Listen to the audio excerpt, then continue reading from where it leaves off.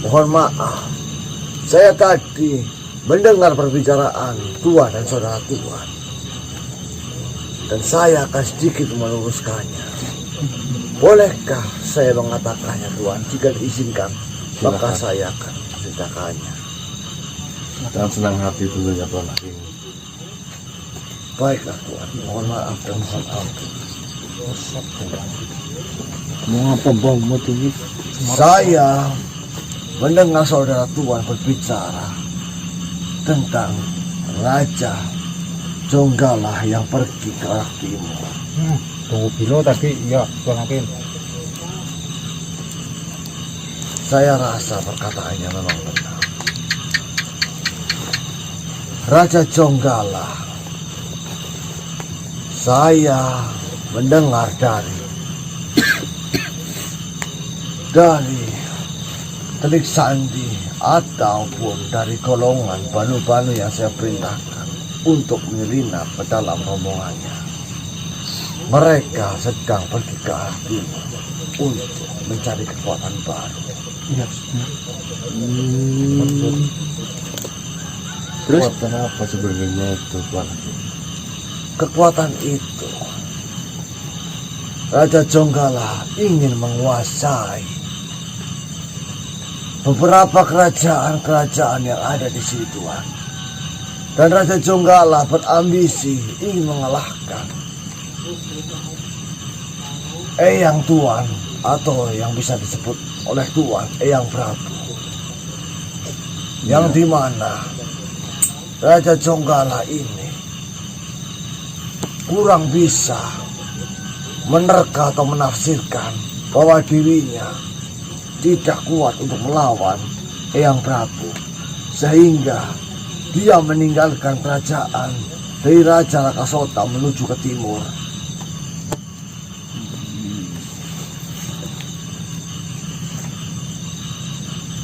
Walaupun Raja Jonggala ini sakti mandraguna, akan tetapi dia masih lemah jika berhadapan dengan Eyang Prabu. Ya, Eyang Prabu. Yang kakung. Walaupun dia sudah membawahi di beberapa kerajaan, akan tetapi saya rasa untuk menghadapi Eyang Prabu, Jonggala masih belum ada apa-apanya. Sehingga kemarin malam dia telah mendeklarasikan bahwa dia telah membunuh Eyang Prabu. Bukan begitu, Tuan? Iya benar. Ngaku-ngaku katanya dia sudah mengalahkan Eyang Prabu. Enggak. Itu adalah sebagian kecil taktik dari Jonggala, Tuan.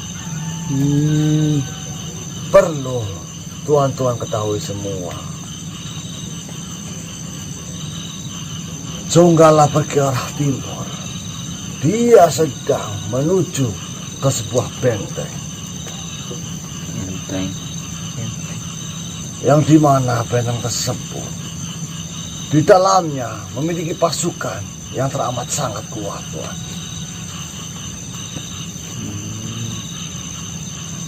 Jonggala ingin menerobos benteng itu dan mengambil kekuatan dari pasukan-pasukan itu, Tuan. Pasukan itu akan dimanfaatkan oleh Jonggala. Akan tetapi Jonggala di sini tidak mengetahui apapun tentang pasukan yang sedang Jonggala tuju.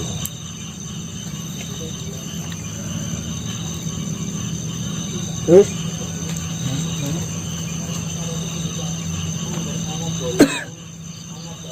benteng itu adalah benteng Baloya.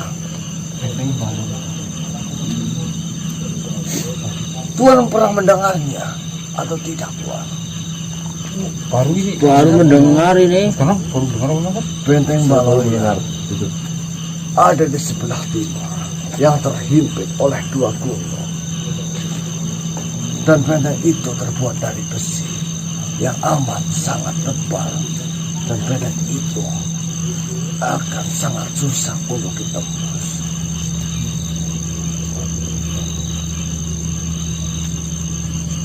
Jonggala sendiri, dia hanya mendengar cerita tentang adanya kekuatan yang besar di balik benteng itu. Akan tetapi tuan-tuan sekalian harus tenang, setenang-tenangnya, karena Jonggala tidak pernah akan bisa menembus benteng itu, Tuan.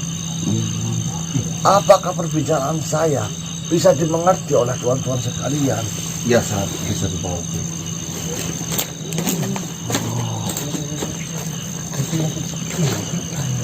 Maksudnya Jadi rencananya seperti itu, Tuan. Mencari bantuan atau gimana Tuan Ageng?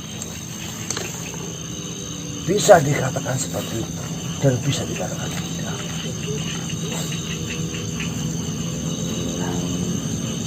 Benteng itu di dalamnya memiliki kekuatan yang sangat besar, Tuan. Yang dimana salah satunya adalah tokoh di akhir zaman.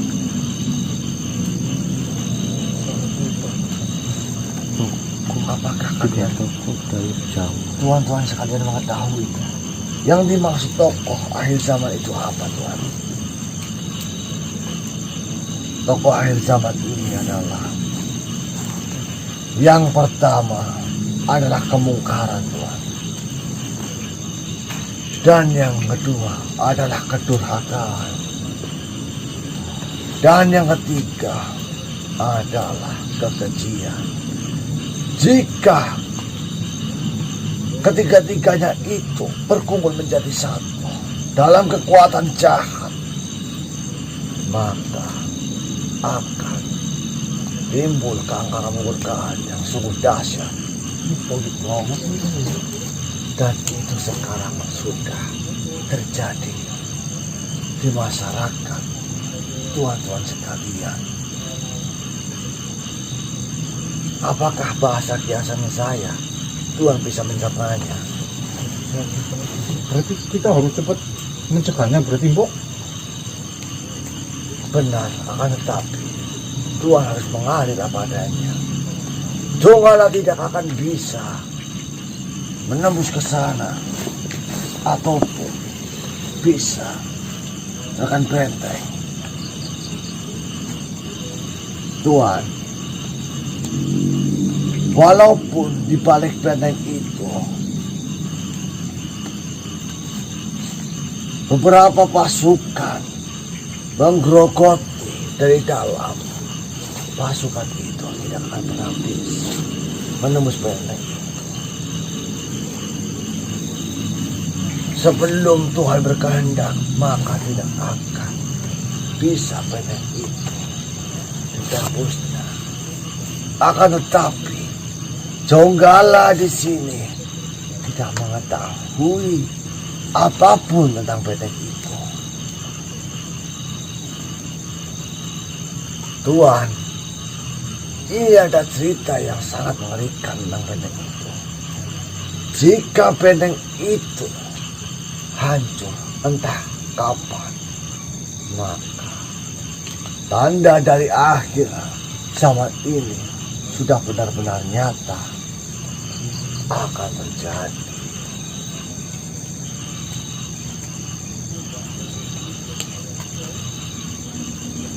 Apakah Tuhan, jika akhir zaman ini terjadi, Tuhan sudah mempunyai bekal? Mohon maaf, mohon ampun. Saya bertanya seperti itu kepada Tuhan. Apakah Tuhan masih bingung dengan perkataan saya? Karena perkataan saya ini, saya sengajakan dengan bahasa yang mungkin sukar untuk Tuhan cerna. Karena yang saya takutkan, masih ada beberapa dari telik sandi dari Jonggala yang mengincar kita, Tuhan.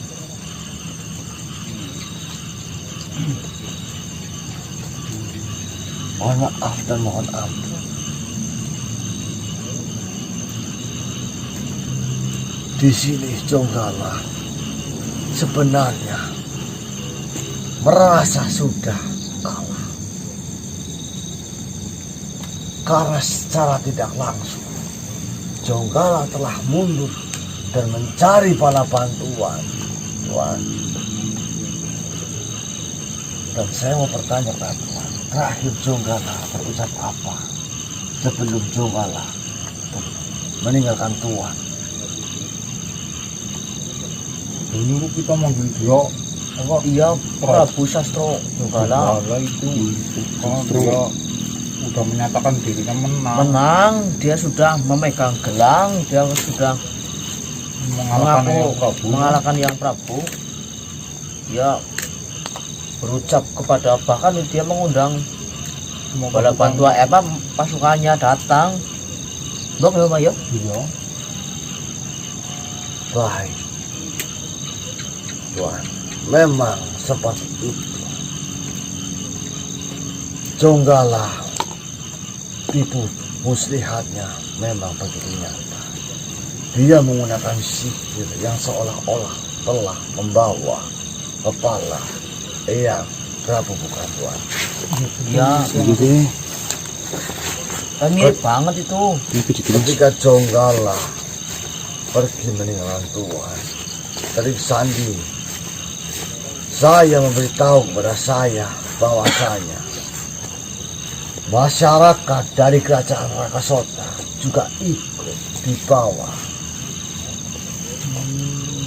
Dari pejabat kerajaan juga ikut dibawa untuk menghindari bocornya informasi bahwasanya Jonggala berdarah biru. Dan yang terpenting lagi, Jonggala ini dia ingin benar-benar membunuh Eyang Prabu karena Jonggala berambisi akan menguasai majelis yang Eyang Prabu pimpin untuk merusak kaidah-kaidah yang ada dan untuk mengganti ajaran yang telah ada di dalam majelis Eyang Prabu. Dan itu yang harus tuan-tuan hentikan semua.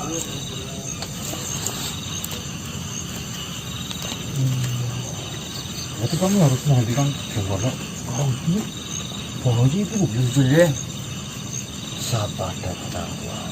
Ya gimana mau sabar? Mau ini takutnya nanti kalau benteng itu sampai jebol. Benteng itu tidak akan jebol karena waktunya sudah ditentukan. Karena makhluk seperti saya sendiri mendekat saja saya tidak berani, Tuan. Oh, pahit-pahitnya jebol gitu. Karena sebersih-bersihnya makhluk, sesuci-sucinya makhluk, jika sudah menjebol benteng itu, maka makhluk itu akan tergoda, Tuan. Imbasnya gitu. Benar. Yang dimaksud tergoda itu, bukankah Tuhan mengetahuinya apa itu tergoda? Bisa saja tergoda karena keduniawian, tergoda atas kekuasaannya, tergoda atas wanita. Oh iya benar. Jadi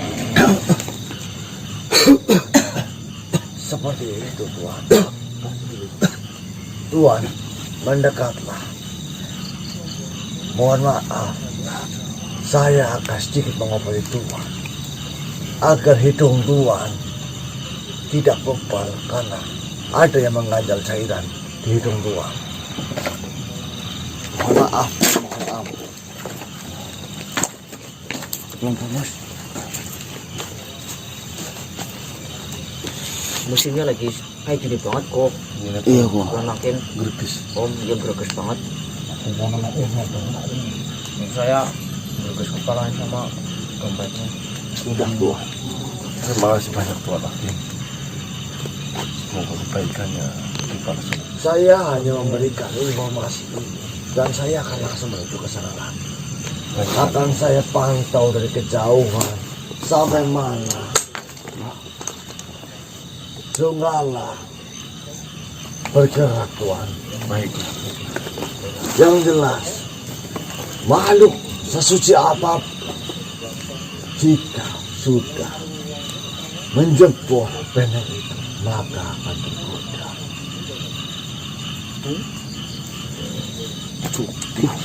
Di sini cuma terlalu ceroboh dan terlalu bodoh. Akan tetapi dia akan menyia-nyiakan waktunya sendiri.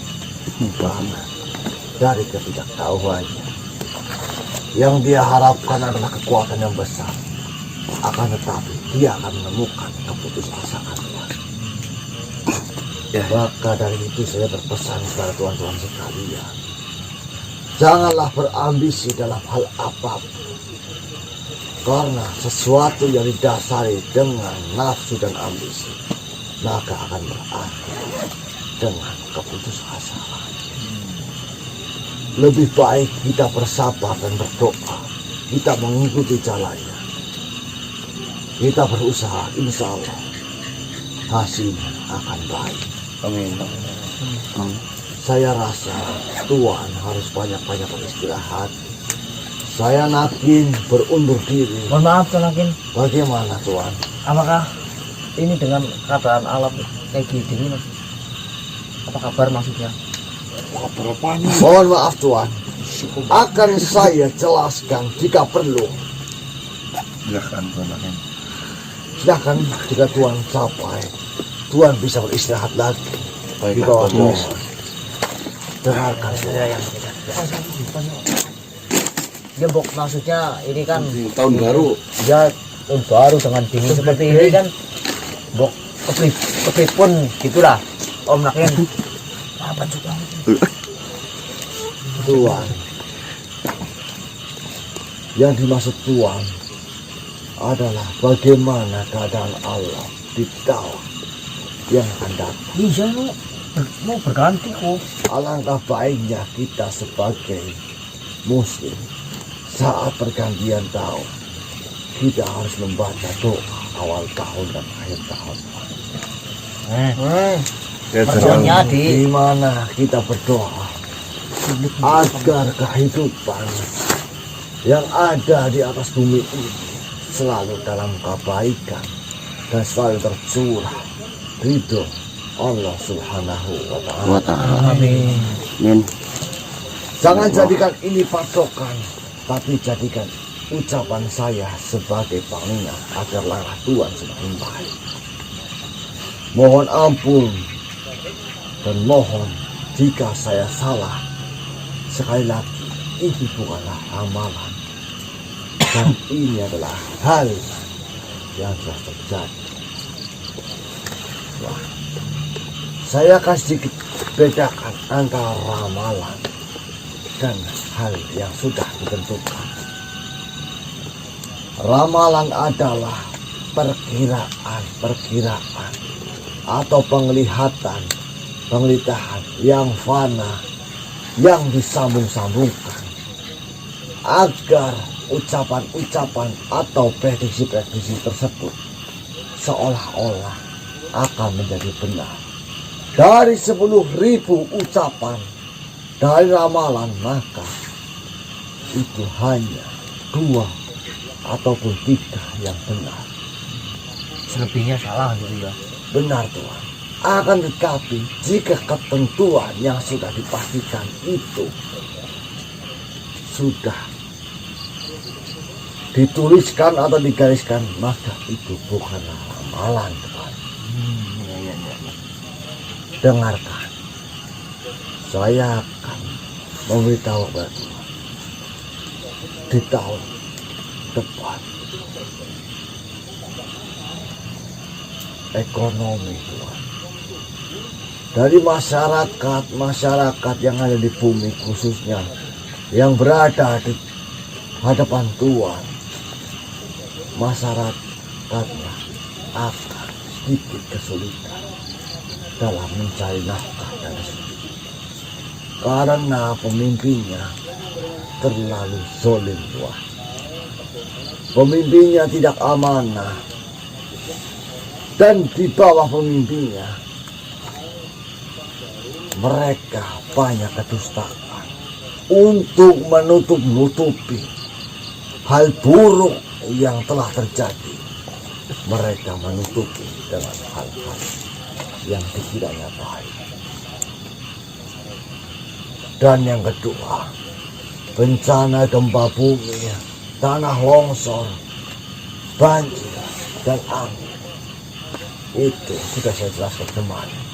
Dalam waktu 3 bulan dari sekarang itu sudah berjalan. Dan di beberapa daerah ataupun negeri-negeri akan bergejolak. Adanya persinggungan antara ia akan berperang ataupun tidak.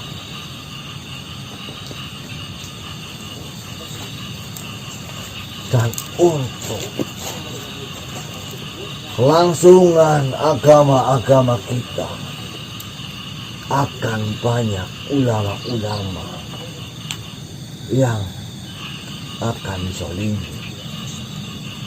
Dan itulah yang akan menyebabkan alam ini sedikit memperbaiki. Ya Tuhan.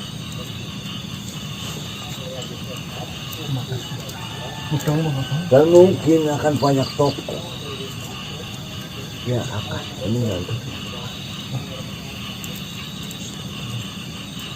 Tokoh itu bisa saja seorang yang suka menghibur. Tokoh itu bisa jadi orang yang suka berdakwah. Tokoh itu bisa jadi pejabat. Perlu Tuhan ketahui. Itu Tuhan. Alangkah baiknya nanti tuan-tuan sekalian berdoa untuk menyambut tahun yang akan datang. Janganlah Tuhan malah melakukan kemaksiatan. Tuhan, maksud dari perkataan saya yang tadi, apakah Tuhan mengerti? Ya. Dan Tuhan paham.